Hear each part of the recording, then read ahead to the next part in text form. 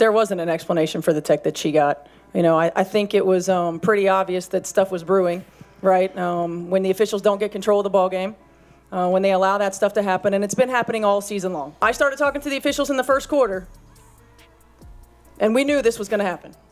You could tell it was going to happen. So they got to get control of it. They got to be better. They got to be better. It's not just this game. It's been happening all season long.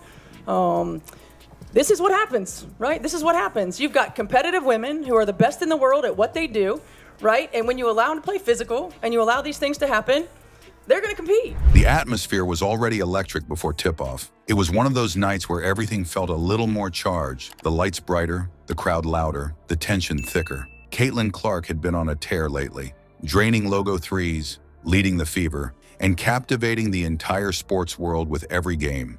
And tonight, she was center stage once again.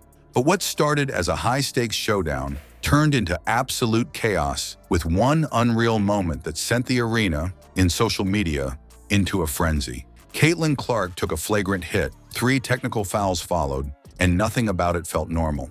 From the opening whistle, it was clear this was going to be a physical game. Bodies hit the hardwood early and often. Clark, as usual, was at the center of the action, weaving through defenders, launching deep shots, and drawing intense defensive pressure every possession. The referees are going to review the play because that's a lot of contact going on right there. That's a lot of unnecessary contact. That's a lot of non-basketball contact happening during this play. They took these referees, they were at the monitor, they looked at it for, I'm not even exaggerating you guys, like 15 minutes.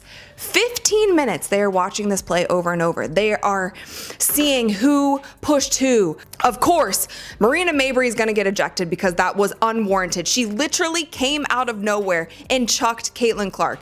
There should be a flagrant one, of course, on J.C. Sheldon. The opposing team wasn't giving her an inch. Screens turned into collisions. Drives ended in scrapes. But Clark, ever composed, kept pushing until one brutal play crossed the line. Midway through the third quarter, Caitlin took the ball at the top of the arc. She made her move, a quick crossover, stepped toward the lane, and then it happened. A defender came flying in. Not just a foul, not just contact. This was something else. An elbow, an arm, maybe even a shoulder. The replays weren't kind. Clark hit the floor hard. The crowd gasped. Teammates rushed in, and chaos erupted on the court. Players shoved, coaches yelled, the refs blew their whistles frantically.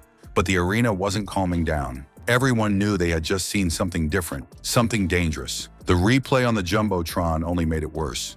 You could hear the fans screaming, "That's dirty," before the call even came in. The officials huddled at the scorer's table for what felt like forever, reviewing every angle, every motion. When they returned to center court, the verdict was in. A flagrant foul on the hit, one technical foul on the player who committed it, another technical for taunting, and a third technical foul handed out to Clark's teammate, who had stepped in to defend her with a few heated words too many. 3 technicals, 1 flagrant, and a whole lot of confusion.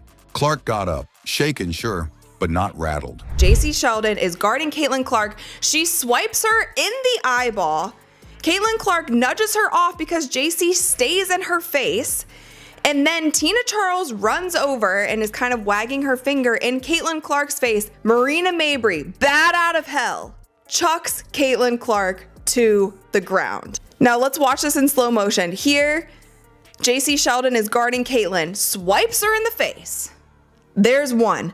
Going for the ball, swipes her in the eyeball. And then Marina Mabrey comes out of nowhere and chucks her to the floor. She dusted herself off, walked to the line, and sank both free throws. Stone-faced, no theatrics, just cold resolve. She didn't need to say anything. The crowd was saying it for her, booing the foul, cheering every move she made after. Her teammates rallied. The fever picked up intensity. And Clark, well, she just kept doing what she does best, competing like it's life or death.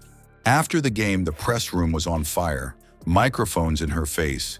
Everyone wanted a soundbite, but Caitlin didn't take the bait. "I'm here to hoop," she said.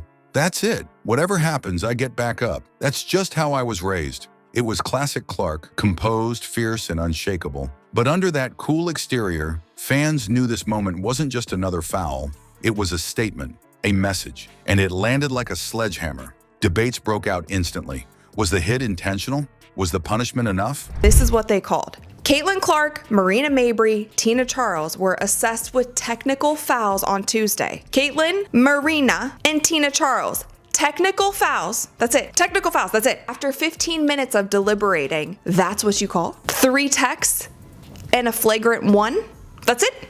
And JC Sheldon was assessed with a flagrant 1 foul, and no players were ejected. Why is Clark taking so many cheap shots this season?